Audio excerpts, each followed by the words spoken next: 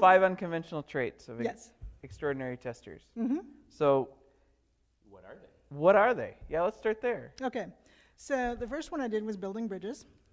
Building bridges. Yes. Okay. And these are all things that don't have anything to do with the actual task of testing, except that they deal with how we do it and why we do it more than what we're doing. Mm-hmm.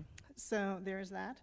There is daring to disagree, which when I saw John's keynote, I thought, God, how can he actually take one of my 5 topics and do Why it as didn't the he keynote? call me? Do a keynote on it. So I know, and I I'm don't like, have much to say on this one. Anyway. okay, he's going to steal all my citations, and it's going to sound like I'm just parroting him.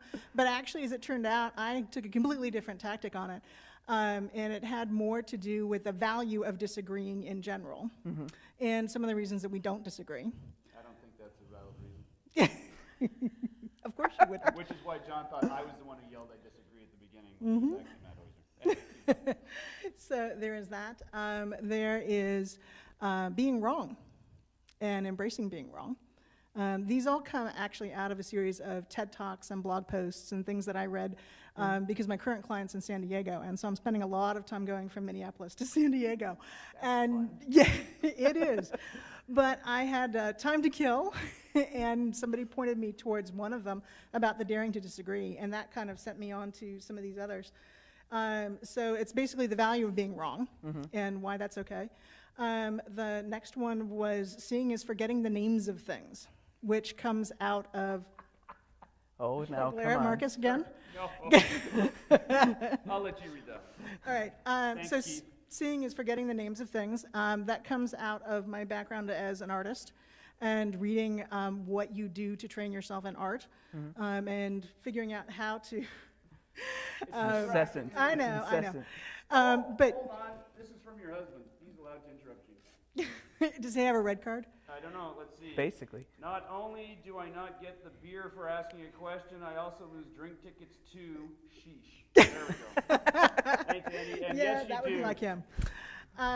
So at any rate, it's the value of being wrong and why we should embrace being wrong. Oh, there's the mic. Why we should embrace being wrong. And then the last one is turning our limits into benefits and strengths. So it's taking all of those things and saying, how as testers do we tend to not embrace these differences and these unique qualities that we have and see the kind of contribution and the value that we bring to the project through those things. And what did Keith have to say about that? Keith wanted to know why doesn't Paul Holland have any extraordinary traits? Oh, So, but Paul was actually on my list of extraordinary people Which that one? inspired me. Oh, thank you, Heather. Yeah. Keith, did you wait, hear that? wait. Are you saying he doesn't have any traits, but he made the list? I Is was that what I'm talking hearing? about extraordinary testers who had inspired me Uh-huh. over the years and He the inspired kinds of you, huh? characteristics. Okay. Well, you dare to disagree. I do not. He obviously has no problem being wrong. True. True. I thought I was wrong once last year, but I was mistaken. There you go. Wrong about being wrong. Mm-hmm. So if someone wanted to start working on some of these traits, or even a single trait, where Mm-hmm. would they start? Actually, my contention is that I think as testers, a lot of us have these traits already, and our problem is we're uncomfortable with them. And so we don't really embrace them, we don't really value them, and Embracing them. it's the embracing them, and it's the, what is it, my niece said, Embracing. you have to. Oh, You're a oh Lord. Okay. My 20-year-old niece said, look, you know, when you wear something like this, you just gotta own it. And so in some respects, I think as testers, we just need to own the fact that our role is to disagree, to sometimes be wrong. Keith has decided to come up with a good question this time. Oh, okay. Keith Klein, do you think these 5 traits are teachable or coachable? Which you were kind of answering there that you think they already Yeah. have them, but they haven't embraced them. So do you think the embracing of them, well, and actually if they don't have them, is it teachable, coachable, possibly, and is the embracing of them teachable and coachable? I'll Yes. expand on his question to make it good. Well, thank you. Yeah, I do think they are, but part of the reason that I actually listed all of the TED Talks is because they have even more persuasive stories and arguments for how you can incorporate this, how you can embrace it, how you can see the positive side of this. And those slides are going to be available on the AST website, are they not? They are. They are. They I was going to say, Well, I don't not- think not you have them yet immediately. because I Right, just well, you said changed they them are. last I'm night. I'm They here are. right now. I've got priorities. So if you wanted someone to take away one thing from your talk, what would it be? The projector. No, don't steal the projector. No, don't steal the projector.